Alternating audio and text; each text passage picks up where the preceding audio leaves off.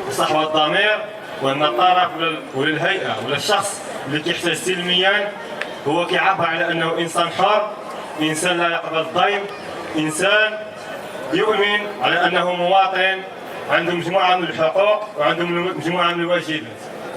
ثانيا، محاوله الاجهزه الامنيه يوم الاثنين 2 شتنبر فض اعتصام بالقوه، هذا دليل على الجبن والغباء وعلى ان السلطه في مدينه العرائش سلطه معاقه. الخطير ماشي هي الاعاقه البدنيه، الخطير هي اعاقه الاخلاق، هي اعاقه الانسانيه. باش يجي واحد كيتخلص من مال الشعب وكيسوق طوموبيله ديال الشعب وساكن في الدار ديال الشعب ويخرج يتكرفس على ولاد الشعب، هذه جريمه. قضيه ديال هاد المعتصمين ماشي قضيه ديال جمعيه، تفهمني، هذه قضيه انسانيه بالدرجه الاولى، وقضيه ديال الوطن، وقضيه ديال سكان مدينه العرائش كاملين بهم.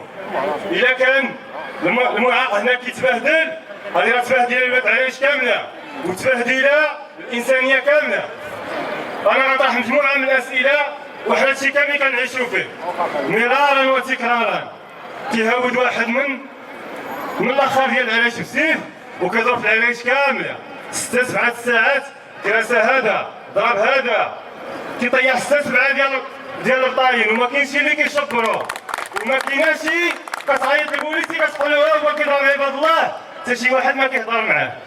اكثر من ذلك، الصيفيه عاد خرج رمضان شبعونا هنايا بالسهرات، المغرب كامل فيه السهرات، الجمعيات كتعطيهم 12 مليون 20 مليون باش ينظموا السهره. هاد الناس اللي كتشوفوهم هنايا جلسوا عام الاول مع العامل، والدستور الفصل 34 فيه اشاره واضحه ان الدوله كتسهر على انتاج مشاريع لادماج المعاقين.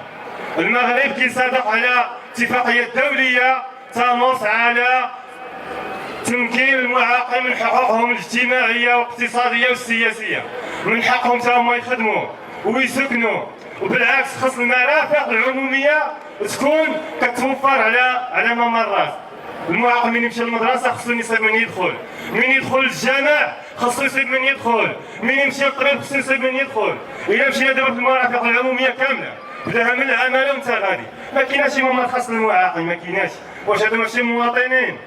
الدستور كيرسل انهم مواطنين، والمغرب كيشبر المساعدات حيت انه كيصادق على انه كيحترم هاد الفئات المهمشه. السؤال المطروح، الا كان المغرب كيتضامن مع سوريا وكيصيفط الجيش ديالو من اجل مكافحه الارهاب في مالي، راه هذا هو الارهاب، هو يجي السلطه بالسيارات بالزراوات بالكاسكات باش يخلعوا واحد 5 6 الناس معتصمين كيطالبوا بحقهم. مرة أخرى أنا كنأكد هذا الحق ديال المعاقين هو أمانة في الرقاب ديالنا كاملين، وحنا لمسنا بالملموس على أن واحد الفئات عريضة من ولاد العرائش ضامنوا معاهم وهما كيعبروا على هذا الشيء هذا. أنا عندي ملتمس وعندي مقترح على أن هذه القضية ديال المعاق تبناها الإطارات الحقوقية وأنها ترفع دعوة في المحكمة الإدارية باعتبار أن المعاقين عندهم محضر. إلا كان ديك العامل يجلس معاك ويتحاور معاك ويسنيلك في محضر مكتوب وما يلتزمش به، كاين جوج خيارات: إما حنا ماشي مواطنين وخصنا نطرحوا هذا السؤال هذا، ولا طرحنا هذا السؤال خصنا ديك البطاقة الوطنية اللي حنا كاملين كان مضطرين أن خصنا نمشيو ونجيبوا البطاقة الوطنية ونديروا الصف ونجيبوا الوثائق. إلا كانت ما كتضمناش الحقوق ديالنا أنا كنقترح ما عندي ما ندير بها، وغاجي واحد النهار اللي خصنا نحققوها كاملين بينا.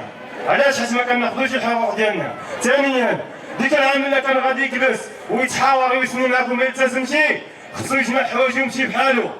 هذاك العامل راه موظف، هذاك العامل ماشي كيدير فينا الخير هنايا، كيتخلص وعنده الفيلا باش كيأدي مهمه.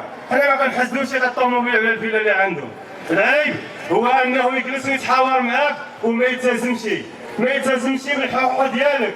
راه ما كيعطيوناش شي حاجه من جيبهم.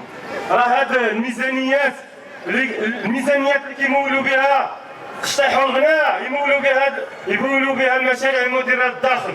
راه ما يمكنش 20% من المغاربه كيعيشوا الفقر المدقع. كاينه واحد الحاله مع هاد الناس راه ما كتجيش وهما ما قالوها لكمش. عندها كاسه ديال المعاقل، كل نص ساعه خصها تحرك واحد على الجنب ديالو، يعني نص ساعه حركته على الجنب ديال الشمال، خصها تولي تحركوا على ظهره وتولي تحركوا على اليسار. كاسه المعاقل تخيلوا هذه اكثر من ذلك راه ما خدامش دايما، ما عندهاش داخل. عيد سرويله كدير 70 درهم الباكيه، عيد سرويله 70 درهم. ممكن شي واحد يتخيلها شي حاجه بسيطه، ولكن راه معاناه. الناس راهم يجيو يعتصموا هنايا، راه بحال كيقولوا الضربه وسط العظام. راه جريمه نتكلموا في الاعلام وفي التلفازه المغربيه على الدستور انه كيضمن الحقوق ودوله الحق والقانون، والمغاربه مواطنين، والمغاربه دوله ديال التعايش. صحيح المغرب دوله ديال التعايش، عاش فيه كل شيء في التاريخ، عاشوا اليهود والمسلمين وغير المسلمين كيعيشوا. واي مغربي بغض النظر على الانتماء ديالو الديني كان مسلم ولا غير مسلم، سواء كان غني ولا فقير، سواء كان موظف ولا عامل، خصو يتمتع بالحقوق ديالو. راه الدستور راه دوزوه بالزرواطه وطاو الاحزاب الملاير، راه كاين الاحزاب اللي داو 150 مليون باش يخرجوا يوسخوا المدينه بالزبل ويقولوا الشعب قول نعم للدستور. نعم للدستور شنو كتعني؟ كتعني على ان المواطنين خصهم يعيشوا بالحقوق ديالهم كامله. المواطن من حقه يحتاج ومن حقه